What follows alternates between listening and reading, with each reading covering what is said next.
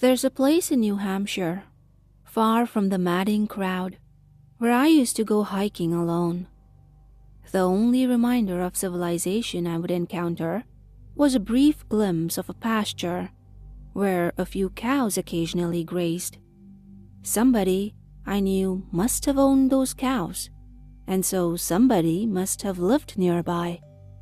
And one day, after passing the pasture, I met that somebody. He came running up behind me, shouting, "Sir, sir, how many cows did you see? How many cows did you see, sir?" I stopped walking and turned with a smile. I lived and worked in the city, where the problems were Gordian knots of human entanglement and gave you ulcers. This man here, standing in front of me in muddy overalls and heaving to catch his breath, had a much quainter problem. He had lost a cow, or so I figured. "I don't know," I said. "I didn't count them." "Would you, sir? Would you go back and count them?" I bit my lip to keep from laughing. "Sure thing, my man." "Thank you, sir." The man gushed as we walked together back down the trail toward the pasture. When we arrived, true to my word, I counted the cows. 12, I reported, turning to the man. "You've got 12 cows." "You're certain? Could you count one more time, just to be absolutely sure?"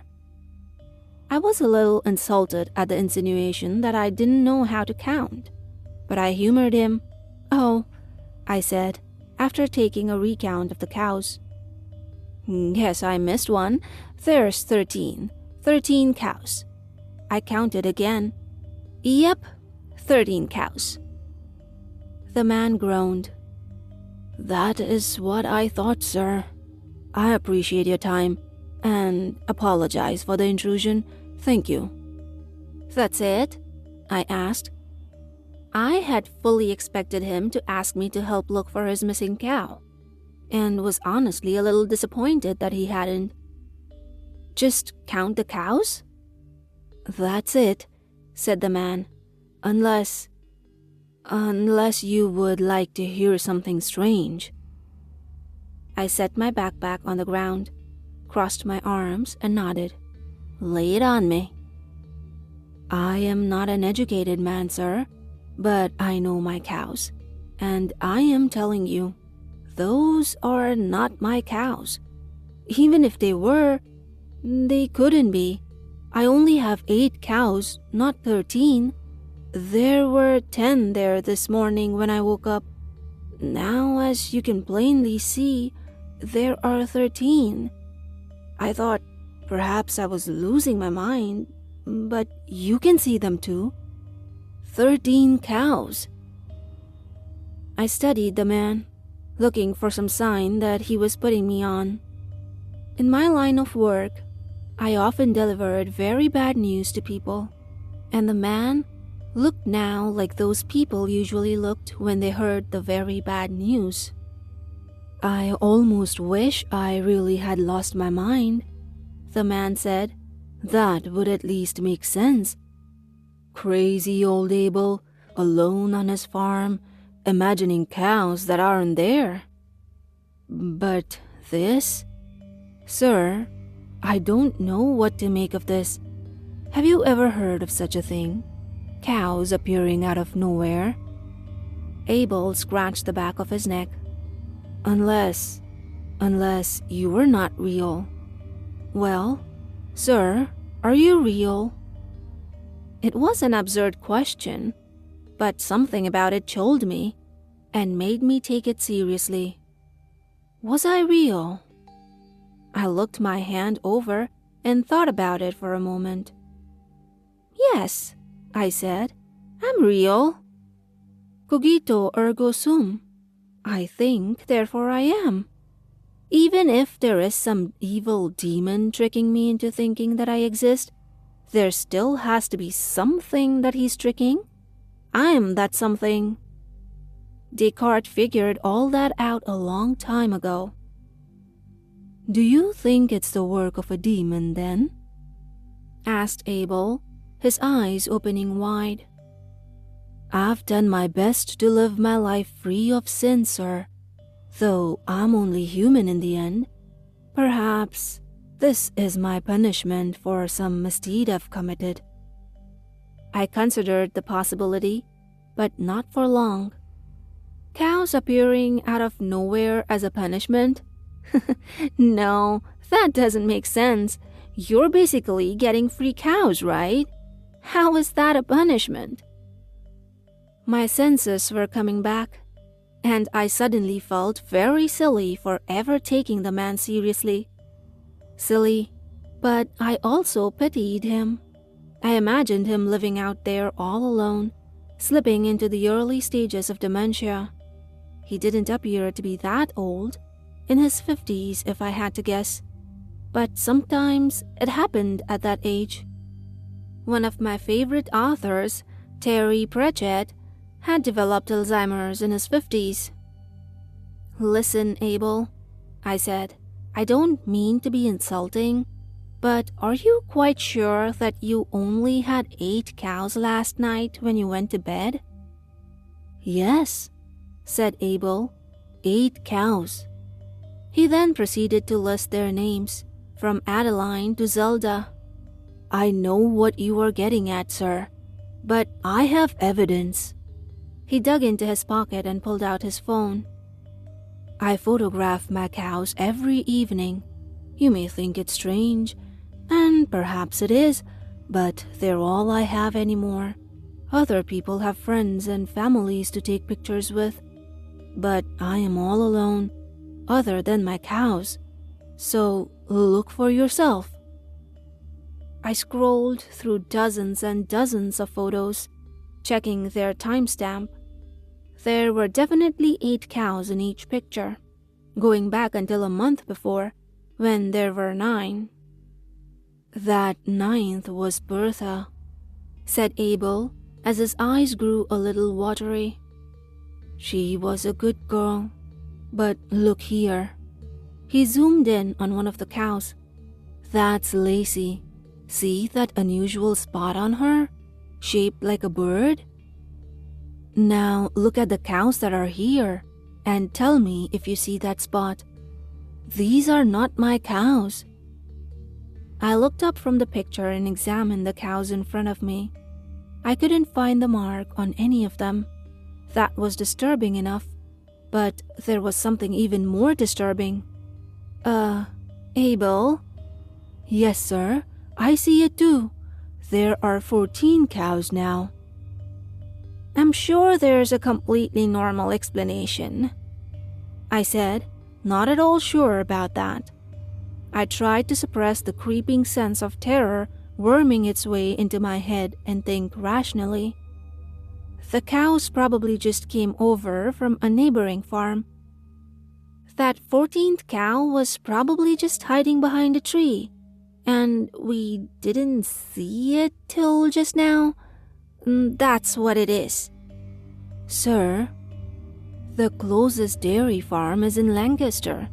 A cow would grow lame and collapse in the mountains before she made it from there to here."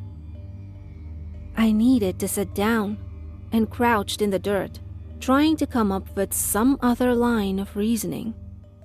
Maybe some teenagers were playing a prank on the poor farmer. It would be an elaborate prank requiring heavy machinery, but wasn't it possible? I looked out at the cows. Other than the mystery of where they came from, something about them seemed off. I stared at them as they stared back at me, and it took me a long time to figure out what was wrong. But then I had it. Abel, cows are supposed to blink their eyes, right?" "Yes, sir, that is the truth." "Well, these ones aren't blinking. Watch." Abel squinted and scrutinized one of the cows. "Well, I'll be," he said, frowning. That's when one of the unblinking cows laid down on the ground and started panting heavily. It looked like it was going to die. "She is in labor," said Abel. "Labor? As in, she's about to give birth? Yes, sir. She's ready to pop all right. Fluid started pouring out of the thing's rear end, and I felt queasy in my city boy stomach. All told, the event did not take long at all. Less time than we spent staring in dumb shock at what the cow had given birth to. Finally, I spoke. Correct me if I'm wrong, Abel, and I'm certainly not an expert here, but cows don't typically lay eggs. Is that right? That's right, sir. Never seen a cow lay an egg in all my years. The egg was as large as a basketball and neon green. It started rattling around in the grass. What's going on? I whispered. What the heck is going on here? Abel opened his mouth, thought better of it, and closed his mouth. The cow that had given birth to an egg stood up like nothing had happened and started chewing on some grass. Part of my brain was screaming at me to keep walking the miles to my car, get inside, drive off, and forget the whole thing. But the larger part was gaping at the non-blinking cows and the egg and wondering what it all meant. That wasn't a rhetorical question, Abel, I said. Do you have any theories about what's going on here? Abel sighed and looked down at his muddy boots. Sir, did I ever tell you what happened to my wife? Not the rumors that pass around town, but the truth of the matter? I bit off the sarcastic reply that was forming in my mouth. We had met less than an hour ago and spent all of our time together counting cows. So, no, he hadn't told me about his wife, and said simply, No, my friend, but I'd like to hear it now. The story of Beverly, as told by Abel. I'm the luckiest man that has ever lived, though, to be sure. My luck was short-lived, and the days since have been filled with despair. Her name was Beverly. I met her 15 years ago at a farmer's market in town, where I had set up a booth to sell my milk. She was the most beautiful girl I had ever seen. And indeed, by her years, she was not much more than a girl. She was 22, and I was 42. Beverly was fresh out of college, and besides being beautiful, she was smart and charming. Meanwhile, I was, well, you see me now, sir. I am not much to look at, nor have I ever been mistaken for having a great deal of wit. Got any free samples? She asked. Of your milk? I wasn't in the business of giving away free milk, but for her, I couldn't refuse. I was powerless against Beverly's charm that day and every day thereafter. And so, I reached into my cooler, brought out a bottle of my finest, and handed it to her. She unscrewed the lid and sniffed the milk. At once, the ironic smile fell from her face, and she grew serious. She lifted the bottle to her lips, took a small drink, and set it down on the display table. That is the best, purest milk I've ever tasted in my life, she said. I need to see the farm where this milk was made. I closed up my booth immediately. No amount of money was worth passing up the opportunity to spend even a moment with this woman. You have to understand, I had no intentions other than simply being in her presence for a time. How could I? How could I pretend to anything more than that? I gave her a tour of my humble farm, tongue-tied the entire time, simply nodding or shaking my head when she asked me a question. At the end of the tour, she announced that this is what she wanted to do. How do you mean?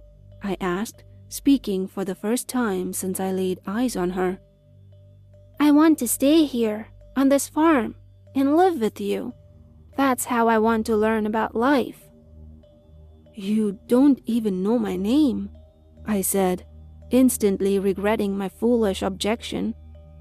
But I also knew, well and true, that good fortune doesn't just fall from the sky into the laps of folk like me. Well then, tell me your name, she said, taking my hand in hers. Sir, I apologize. I will come to the point more directly, but I did feel the need to tell you how it started. It wasn't like they say in town. I didn't drug her and brainwash her and whatever else they claim, nor do I blame them for thinking that I did. There is little else that could explain why she chose to be my wife. Unless what she said was actually true.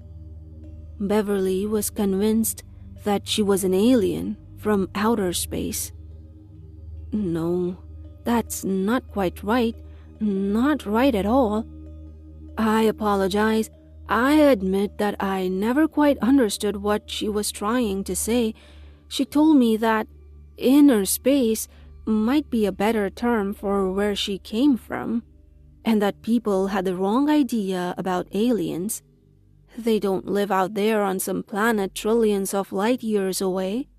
They live in the dimensional folds that are right in front of our faces, but that we can't see. I don't know what that means, sir, but it's what she said. Do you think I'm a monster for taking advantage of someone delusional?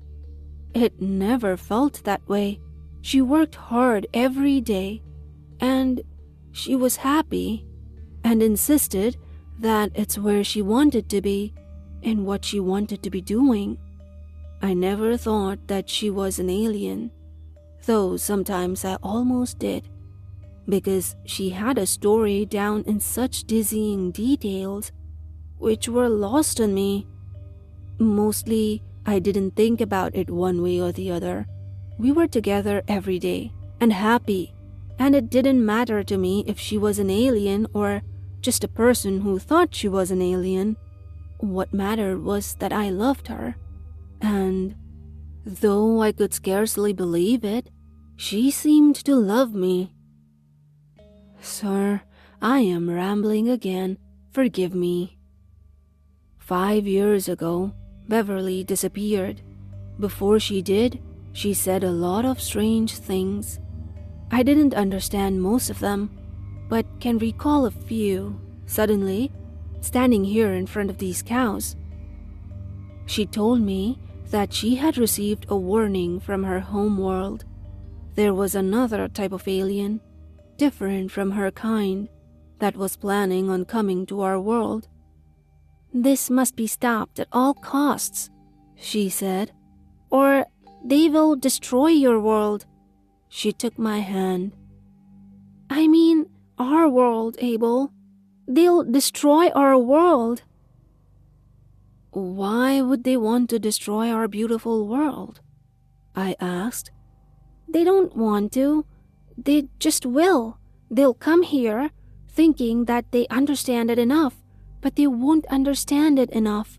They will try to blend in order to study the world, but they won't quite blend in, and they'll keep coming one after the other until they've filled the entire world. I don't know what exactly it will look like in this dimension, but it's played out before in other places, and it's brutal and more awful than any other end you can imagine. They will keep coming and coming, and they will change the world haphazardly until it's no longer recognizable. We don't own this world, I pointed out. Who are we to say what can and can't come into it? You don't understand, Abel. This will be the end of love.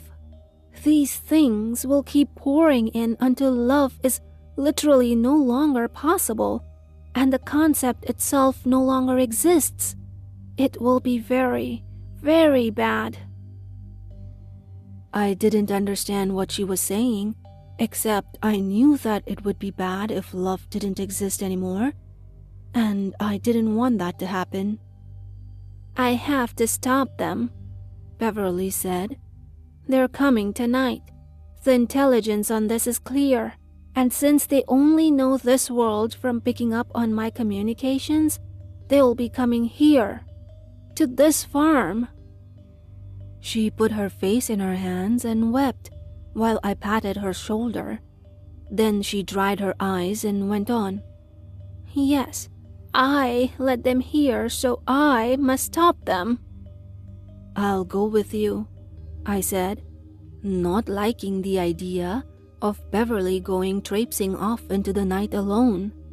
Bears roam these woods, as I'm sure you're well aware, sir. "Very well," said my wife. "But I don't know what will happen out there, and before we go, I want you to know something. You taught me what love is. I didn't know before, and it's the best thing that has ever happened to me. And no matter what happens, I want you to know that and remember it." "I love you too," I said. Then, with almost superhuman speed, she bonked me over the head with a frying pan, and I was out. They said that I must have killed her and buried her body somewhere. They brought the dogs in, they brought the search parties in, but they never found anything.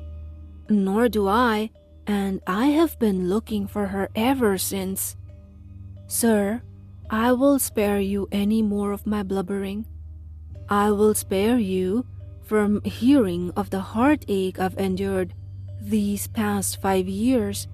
I am not telling you this to win your pity, but rather because it has occurred to me that maybe Beverly wasn't delusional after all, and maybe what she told me has something to do with these cows.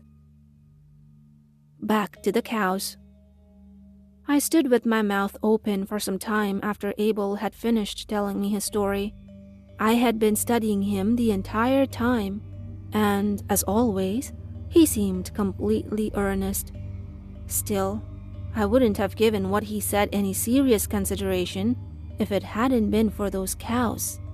Those freaking, non-blinking, egg-laying cows that kept appearing out of nowhere. I turned now to look at them. During the time it took for Abel to tell his story, the things had more than doubled in number. There were 30 of them now, along with 15 of those neon eggs rattling around, starting to show hairline cracks. I wondered what was inside of them. At the same time, I didn't want to find out. Of all the apocalyptic scenarios I could have imagined, having the world overrun by trans-dimensional cows was probably the dumbest. That meant that it probably was the most likely to actually happen to us. I considered the possibility that maybe we deserved it. Maybe it was our time, and maybe we did deserve it. But something about Abel's story had moved me. As a species, human beings were dumb, selfish, and capable of incredible cruelty. But we were also capable of kindness and love, and that seemed worth preserving. We have to stop them, Abel. I think this is what Beverly was talking about. I don't know what happened to her, and I'm sorry for your loss, but we have to stop these cows. Oh, I could never harm a cow, sir. They're not really cows, though.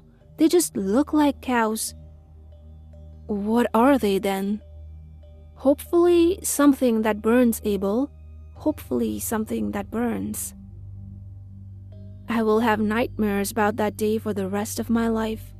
We rode Abel's tractor to his barn and loaded up with every can of gasoline that he had.